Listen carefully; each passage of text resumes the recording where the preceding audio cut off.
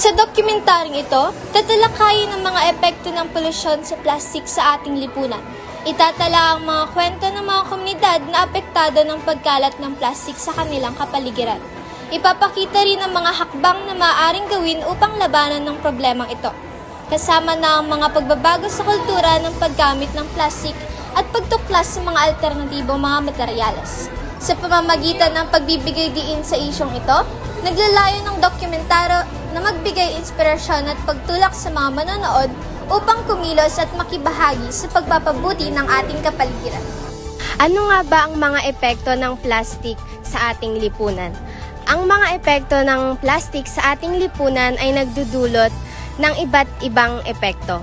Tulad na lang ng pagsusunog natin ng mga plastik, ito ay nakakapinsala sa ating kalusugan at nakakasira sa ating ozone layer. At saka kapag hindi tayo nakakapagtapon ng basura sa tamang basurahan, parang minsan bumabara ito sa mga estero o mga kanal kaya nagkakaroon tayo ng baha. Narito kami ngayon sa aming eskwelahan upang masiyasat at matanong mga estudyante ukol sa isyong hinaharap ng aming eskwelahan. Dito sa baging ito, nagtatapon ng mga basura ang mga estudyante at sako-sakong mga basura araw-araw. Makikita natin ang mga estudyante na nagwawalis ng mga kalat na mismong estudyante rin ang nagkakalat. Ano pong masasabi ninyo na dito nagtatapon ng mga estudyante ng mga kalat? Pangit tignan. Ano pong epekto nito sa inyong kalusugan? Sakit yung tiyan. Pag nagkalat yung mga basura, maamoy. Tapos, yung mga germs na punta sa mga katawan natin. Hindi lamang sa eskwelahan nangyayari ang mga isyong ito dahil halos lahat na ating madadaanan ay nakakakita tayo ng mga nagkalat na mga plastik sa daan. Ngayon, kami ay magtatanong sa mga mamamayan at tindera dito sa palengke ng aming bayan upang malaman at makita o marinig ang mga tao ukol sa mga kanilang naranasan o hinaing tungkol sa pagkalat ng mga plastik.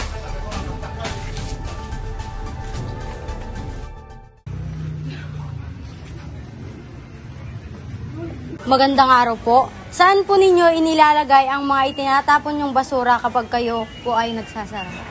May garbage bag ako. Tapos nilalagay namin din sa blue na drum doon sa gilid ng poste doon sa labas. Hindi naman kasi pwedeng ikalat dito kasi magagalit yung sa may munisipyo. Kasi sita kasi kami. Kaya kailangan nilagay sa tamang lagayan ng basura. Ano po yun, may kumukuha po ng Kumukuha kada 4:30 ng madaling araw. Pinipick up nila dito. Saan banda po dito? Doon sa may poste doon. Bali po, yan?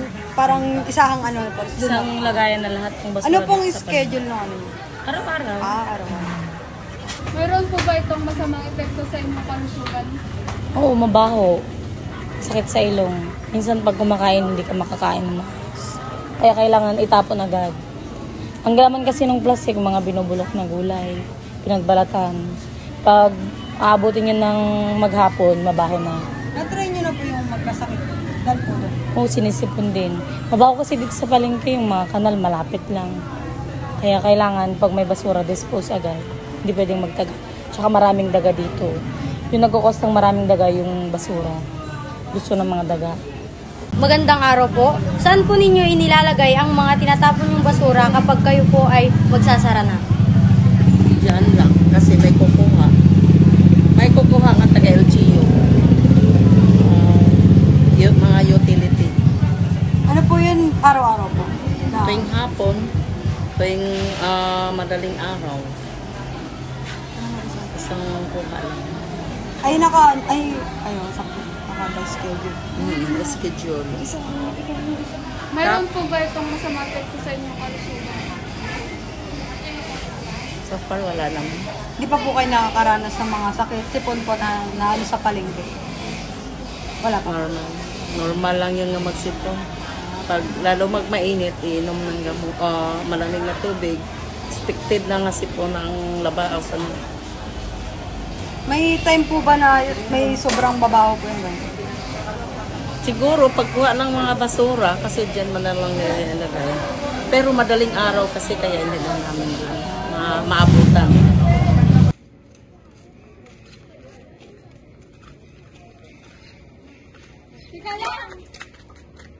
natin tinatapon yun, marami pang pwedeng paggamitan. Doon maaaring pa nating may recycle yun. Oo nga, kaysa naman itapon mo kung saan-saan.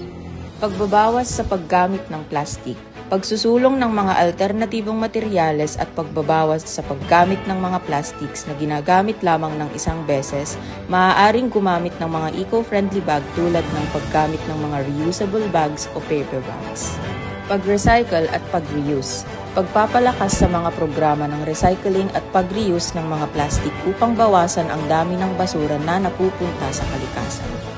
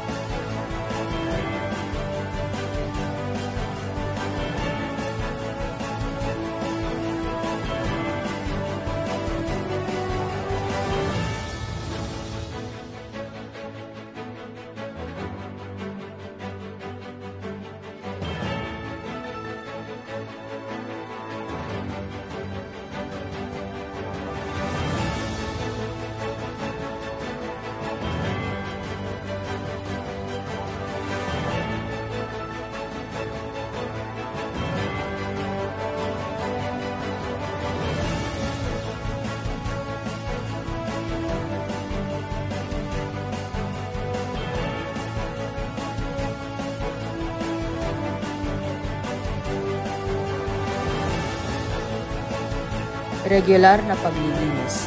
Regular na paglilinis sa mga lugar na madalas tayuan ng basura o dump sites upang mapanatili ang kalinisan ng kapaligiran. Sa pamamagitan ng pagkakaisa at pagtutulungan ng komunidad, maaaring malabanan ang problema ng polusyon mula sa plastik at mapanatiling malinis at ligtas ang ating kapaligiran para sa hinaharap. Ikaw, ano bang magagawa mo sa lipunan upang matulungan ng kalikasan?